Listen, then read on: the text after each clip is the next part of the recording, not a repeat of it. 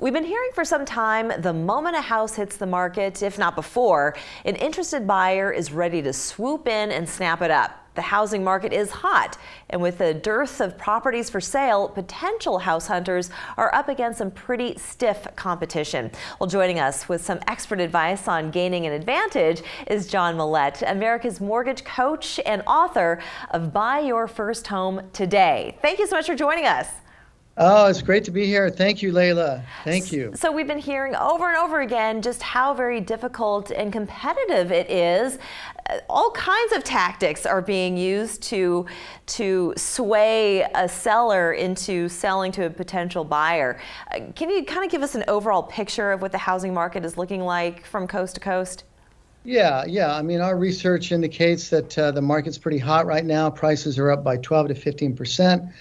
And Charleston, you're up 26% year over year from last year. That's huge. Yes, it is. Your price is $428,000. And so you've got a lot going on. In fact, your time on market on a home is like 47 days.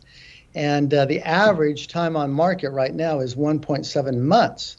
So Charleston is on fire. You guys, and so when you're a first-time home buyer or you don't have cash, you know, it's very challenging. Right, and you do have some myths, and I want to get into those as well. But you do bring up a good point, and that is the number of homes. You know, they're building them as quickly as they can here in the Low Country, but it really can't keep up with demand. We also have a lot of people moving in from other states, myself included. You know. Amazing. Right. Yeah. Right. So what are some of the biggest challenges? You mentioned about not having cash on hand, but what are some other things that people should be doing right now to better their chances when it's time to court a seller? Yeah, and I think the first thing, and this is interesting, it's a little bit deeper. I really believe the first thing is to really have a good why of why you're buying. I find that people chase after listings. They're in a mode where they're chasing deals to try to get them accepted.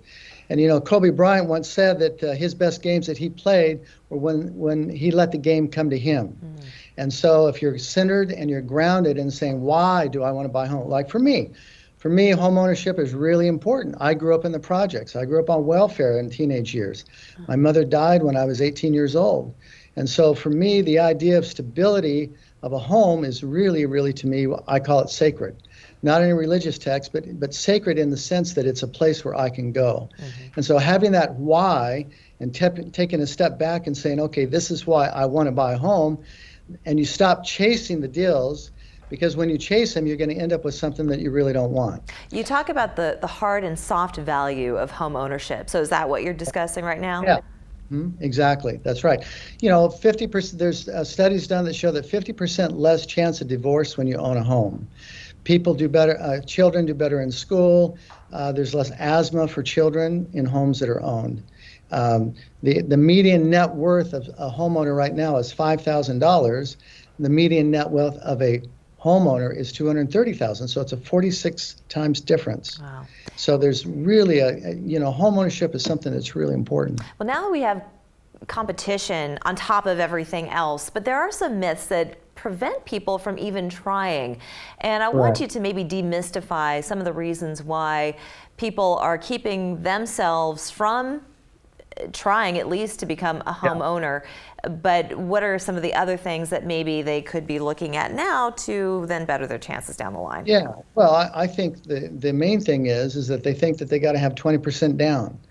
There was a study done by Fannie Mae that said you got to have 20%, that most people, 45% of the respondents said we needed 20% down when you only need 3% down. So if you're looking at a home for $400,000 and you think that you've got to have 20% down, that's going to discourage me right away. I wouldn't even try. That's $80,000. Yeah. But when it's 3%, I only need $12,000. There's always a way to come up with that. What about credit? Well, credit, people think that they got to have fantastic looking credit. That's just not true.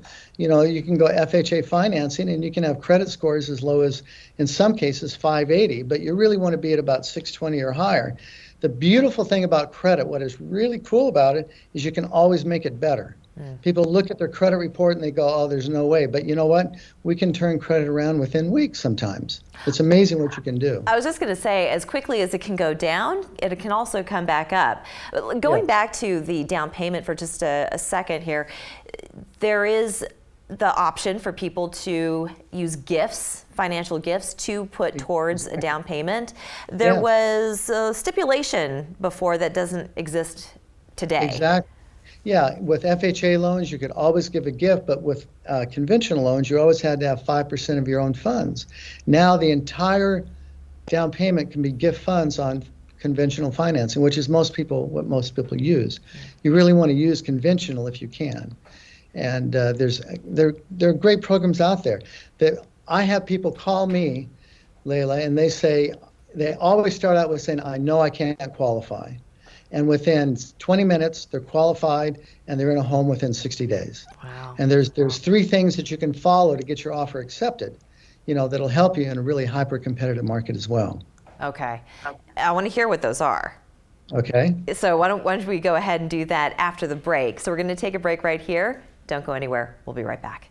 We're back with John Mallett. He is America's mortgage coach and author of Buy Your First Home Today. And you're here to tell us that it is absolutely possible. It is the American dream to own your own home. And what has stopped a lot of people in their tracks is they think that they're coming up short. And it's not true. But when we were breaking for the commercial, you said that there were 3 important things for people to remember. Why don't you go ahead and let us know what those 3 things are? Yeah, 3 things. The first thing is to have an ironclad loan approval. A pre-approved loan, your credit's been checked, you've got your income documentation. I know this sounds horrible, but you got to have pay stubs today. You got to prove that you can actually make the payment and get an ironclad approval. The second thing is to get a great real estate professional. If you're trying to do it on your own, I would never do that. You're shooting yourself in the foot. A good real estate professional is worth their weight in gold. And the third one is to use me or whoever the lender that you're using, call the listing agent after the offer's been presented and brag up your client. Brag up the fact that you're so well qualified. It'd be crazy not to take this offer. And do those 3 things, and you'll find that you'll get a lot further ahead than normal. So when it comes time to actually make the offer, of course, a cash offer seems like it is most desirable because it's right there. You don't have to even think about it. But that's not necessarily true. What would make someone who would require a mortgage to go into a home just as desirable as a 100% cash offer? Yeah. We have people making cash offers all the time against my clients that are putting down 3 to 5 to 10%, and our offers get accepted many times. And the reason is that the seller is really interested in who is going to be living in the property. We call it a seller's legacy. And if the seller is just interested in getting a price and leaving and getting out of town, then that may not be the way to go. That may not be the offer that's accepted. But if the seller is really interested in who belongs or who's going to be in that house, if it's a young family, and you don't need to write a letter or anything like that. That's getting a little bit frowned upon right now. But the idea that the seller is going to be asking, well, who is it that wants to buy my home? When they find out it's a family, they're going to say, oh yeah, that's who I want to leave in my area. And so there's always ways that you can go about it. Also, you can tweak the deal. That means you can shorten the contingency period as far as the loan approval goes. You can waive the appraisal contingency. There's a lot of things you can do if you can structure the loan properly from the beginning. That's why it's so important to be pre-approved. What are some of the craziest stories you've ever heard of someone wanting to court a seller? I think sometimes they come up with these letters, and they used to be really a good thing. I mean, it was a great thing to do where they had the letters, they had the picture of the family, and the family would present it to the seller and say, this is who we are.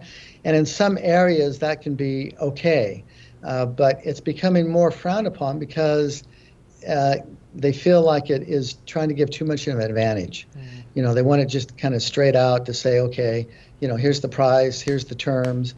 And so now it's really important to tweak the deal as the terms go on. Oh, I see. Shortening the approvals, things of that nature. I've heard even people baking cookies and Oh, giving yeah. those to sellers, all kinds of gifts. Yeah. But yeah, it's crazy. It's crazy. You bet. And what would you advise someone who maybe doesn't get the first home that they apply for to keep trying? Right. You got to keep going. There's no way. See, the thing is people think that the market is in a bubble in some sort, and it's really not in a bubble. It's simply that there's more demand than there is supply. And prices will probably moderate at some point, but right now it's a very hot market. So if you can buy responsibly, now is the time to go for it. And let me ask you one last question, though. Do you foresee things slowing down anytime soon? Yeah, I think that rates are going to rise at some point, and when they rise, then it's going to ebb out the pricing escalation that's going on right now. You know, for every 1% of rate that the rates go down, another 500,000 people qualify. So right now, naturally, a lot of people are coming into the market. So as rates go up, I think it'll moderate a little bit. I think there will be a price correction, but it's not going to be anything near what we're used to, in 2008. John Mallett, thank you so much for joining us. Oh, you're great, Leyla. Thank you. We're back after this.